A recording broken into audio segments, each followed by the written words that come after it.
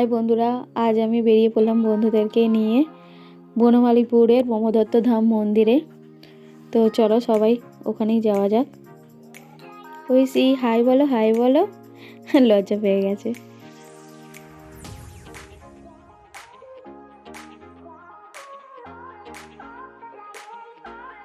আহিরকে আমাদের সঙ্গে নিয়ে যাচ্ছি না, কারণ আহিরের একটু সর্দি আর হালকা কাশি হচ্ছে, সেই কারণে আর ভাবলাম আজকে থাক, নিয়ে যাচ্ছি না। ওর দাদু আর ঠাম্মার কাছে রেখে এসেছি। বাড়ি থেকে বেরোতে বেরোতে সন্ধেই হয়ে গেল। চলো অটো স্ট্যান্ডে এসেই গেছি, যাওয়া যাক। আধ ঘন্টা অপেক্ষা করার পর অটোটা পেলাম।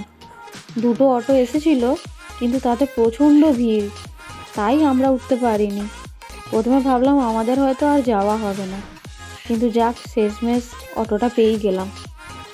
তো চলো যাই। বাড়িপাড়া স্টেশন থেকে নেমে অটো স্ট্যান্ডে গিয়ে বনমালীপুর মন্দির যাবো বললেই ওরা পৌঁছে দিয়ে আসবে। এই মন্দিরটা হুগলি জেলার সবচেয়ে বড় মন্দির। বাড়িপাড়া থেকে এই মন্দিরটা দূরত্ব হবে 5 কিলোমিটার রাস্তার মতো হবে। চলো বন্ধুরা, আমরা পৌঁছে গেছি, যাওয়া যাক।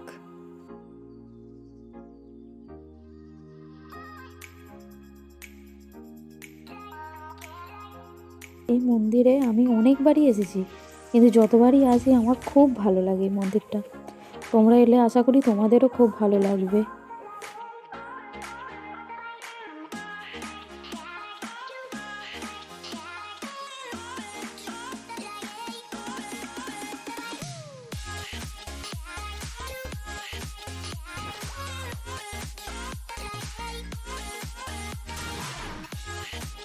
আজ মন্দিরটা একটু ফাঁকা আছে দেখছি, নাহলে যতবারই আসি ভিড়ই থাকে।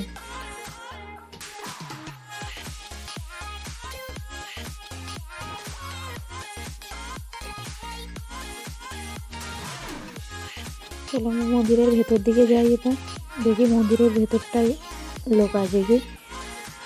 তো বাবা, মন্দিরটাও তো দেখছি ভেতর দিকে লোক নেই, আজকে ফাঁকা পুরো।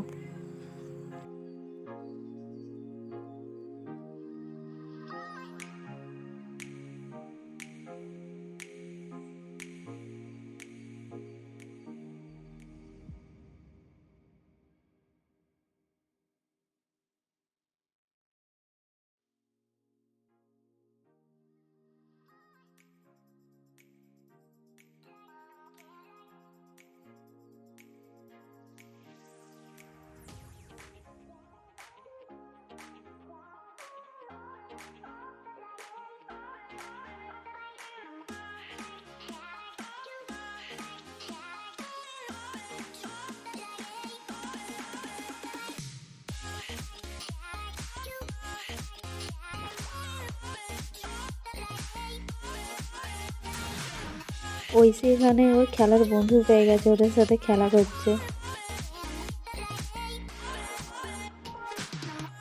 আমরা এবার মন্দিরটা ঘুরে বাইরে বেরিয়ে পড়েছি। মন্দিরের বাইরে এখন দাঁড়িয়ে আছি।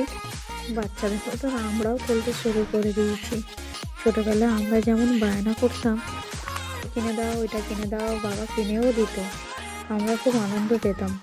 কিন্তু এখন আমি আমার ছেলেকে কিছু কিনে দিলে ও যখন আনন্দ পায়, ওর থেকে বেশি আমি 10 গুণ আনন্দ পাই।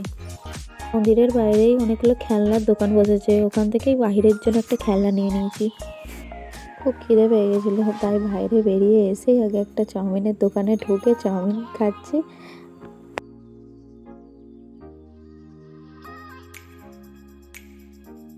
আজকের ভিডিওটা আমি এখানেই শেষ করছি। আশা করি তোমাদের এই ভিডিওটা ভালো লাগবে। তো আবার দেখাবে পরের ভিডিওতে।